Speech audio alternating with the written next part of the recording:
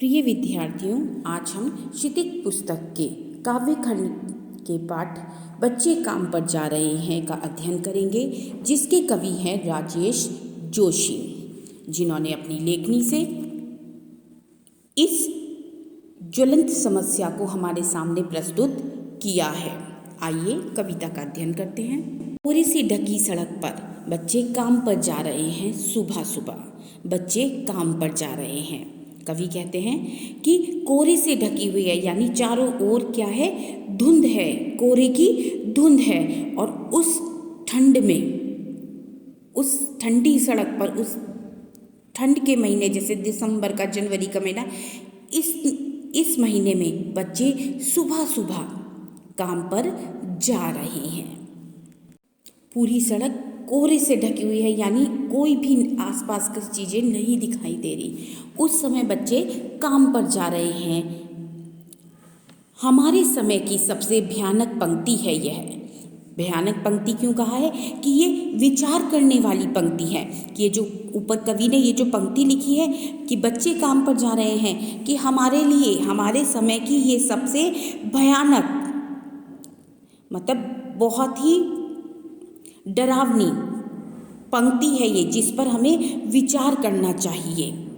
ये विचार करने का विषय है। कवि कहते हैं, भयानक है इसे विवरण की तरह लिखा जाना चाहिए, इसे सवाल की तरह। कवि खुद कहते हैं कि बहुत डरावना है इसको विवरण की तरह लिखना, कि जैसे कोई लेख लिख रहे हों, इस तरीके से इसे लिखना बहुत ही डरावना है, यानी बहुत ही मन को डरा देने वाला है। इसे लिखना चाहिए। इसको किस तरीके से लिखना चाहिए? इसे लिखना चाहिए प्रश्न की तरह। ये एक पंक्ति नहीं, ये आज के समाज या हम जैसे व्यक्तियों के लिए ये प्रश्न चिन्ह है। ये प्रश्न है कि बच्चे काम पर जा रहे हैं। वो छोटे छोटे बच्चे जिन्हें बचपन मिलना चाहिए, वे काम पर जा रहे हैं। वो कहते हैं कि इसे लिखना बहुत ही भयानक है, इसके बारे में लिखना, लेकिन इसे लिखा जाना चाहिए एक प्रश्न के रूप में, कि ये सबके लिए एक प्रश्न का विषय है कि वो सोचे इस बारे में। काम पर क्यों जा रहे हैं बच्चे, ये प्रश्न बनता है। बच्चे काम पर जा रहे हैं, ये नहीं होना चाहिए इस पंक्ति को इस तरीके से लिखना चाहिए, काम पर क्यों जा रहे हैं बच्चे, कि ये प्रश्न पूछना चाहिए हम सभी लोगों से, जो समाज में रहने वाले लोग हैं, कि आखिर ये छोटे छोटे बच्चे काम पर क्यों जा रहे हैं। यहाँ पर ये जो पंक्ति है, काम पर क्यों जा रहे हैं बच्चे, ये प्रश्नात्मक शैली का प्रयोग यहाँ पर किया गया है। आगे कवि कहते हैं, क्या अंतरिक्ष में गिर गई है सारी गेंदें, क्या दीमकों ने खा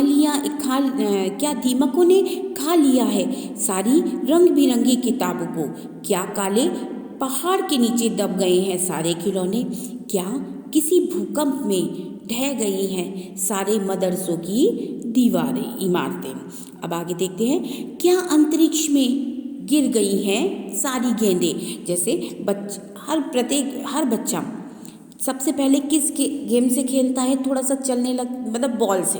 सबसे पहले उसका बॉल ही उसकी फेवरेट होती है, ठीक। तो क्या सारी गेंद को हम जब आकाश में उछालते हैं तो वो गुरुत्वाकर्षण से नीचे आती है। तो कहते हैं, क्या सारी गेंदें, जितनी भी बच्चों की खेलने की गेंदें हैं, वो अंतरिक्ष में चली गई हैं, कि वो वहाँ से नीचे नहीं आ पा रही हैं, क्योंकि उन बच्चों को वो नहीं मिले। अगर बच्चे समान हैं, ईश्वर की बनाई हुई अद्भुत आकृति है, मतलब ईश्वर की देन है, ईश्वर की बनाई हुई संरचना है, तो आखिर ऐसा कैसे हो सकता है कि कुछ बच्चों को खेलने के लिए सारी सुविधाएं मिले और कुछ बच्चों को नहीं, अगर ईश्वर है। क्या सारी बॉलें अंतरिक्ष में चली गई हैं जिनसे बच्चे खेलते हैं, क्या दीमकों ने खा ली हैं सारी रंग बिरंगी किताबों को। जैसे जो बचपन में जो किताबें पढ़ते हैं, जो प्राइमरी सेक्शन में पढ़ते हैं, वो किताबें कैसी होती हैं, रंग बिरंगी होती हैं। तो कहते हैं, दीमक एक कीड़ा होता है जो पुस्तकों पर लगता है, लकड़ी पर लगता है, और वो घुन की तरह उसको खा जाता है, पूरा पाउडर कर देता है। तो वो यही कह रहे, क्या वो जो रंगीन किताबें हैं जिनसे बच्चे पढ़ते हैं, उनको दीमक खा गई हैं, जो उन बच्चों को वो किताबें नहीं मिल रही। क्या काले पहाड़ के नीचे, काला पहाड़ कहा गया है पूंजीवादी लोगों को, काला पहाड़ किसे कहा गया है, पूंजीवादी लोगों को। क्या क्या काले पहाड़ के नीचे दब गए हैं सारे खिलौने? क्या सारे खिलौने काले पूंजीवादियों ने सब चीज़ें अपने कंट्रोल में ले ली हैं? सारे खिलौने, बच्चों की किताबें सब सिर्फ उन्हीं बच्चों को मिलेगी जो पूंजीवादी लोगों के बच्चे हैं? क्या किसी भूकंप से ढह गई है सारे मदरसों की इमारतें? इमारतें मतलब बिल्डिंग, ठीक, भवन।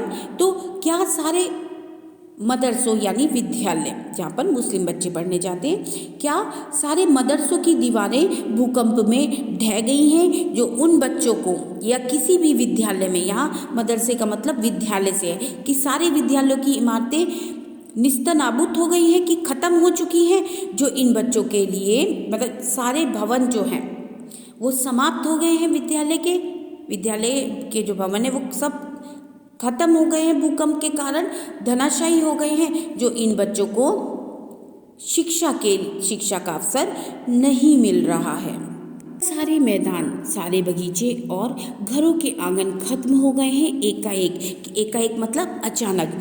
क्या सारे मैदान जिनमें बच्चे खेलते हैं, आप लोग मैदानों में खेलकर बड़े हुए हैं, सारे बगीचे या घरों के आंगन वो सब खत्म हो गए हैं? अचानक सब कुछ समाप्त हो गया उन बच्चों के लिए। उनको कहीं भी कोई मैदान नहीं है खेलने के लिए, कोई बगीचा उन बच्चों के लिए नहीं है और कोई भी आंगन, घर का आंगन उनके लिए नहीं है। जो ऐसी परिस्थिति आ गई कि वो बच्चे इतनी ठंड में सुबह सुबह जब लोग सोकर भी नहीं उठे, वो बच्चे काम पर जा रहे हैं। तो फिर बचा क्या है इस दुनिया में? कितना भयानक होता है अगर ऐसा होता, कितना भयानक होता अगर ऐसा होता। भयानक है, लेकिन इससे भी ज़्यादा यह है कि है सारी चीज़ें हस्ब मामूल। आगे कवि कहते हैं, तो फिर बचा क्या है इस दुनिया में? आखिर इस दुनिया में अब बचा ही क्या है? जो छोटे छोटे बच्चे हैं जिन्हें हम ईश्वर का स्वरूप कहते हैं, तो कुछ बच्चों को तो सारी सुविधाएं मिल रही है, कुछ को कुछ भी नहीं मिला। तो कह रहे इस दुनिया में आखिर ऐसा बचा ही क्या है? अगर उन बच्चों को ये सुविधाएं, जिन्हें उनकी बेसिक आवश्यकता है, जो उनकी ज़रूरत की चीज़ें हैं, उन्हें अगर वही नहीं मिली, तो इस दुनिया में आखिर क्या बचा है?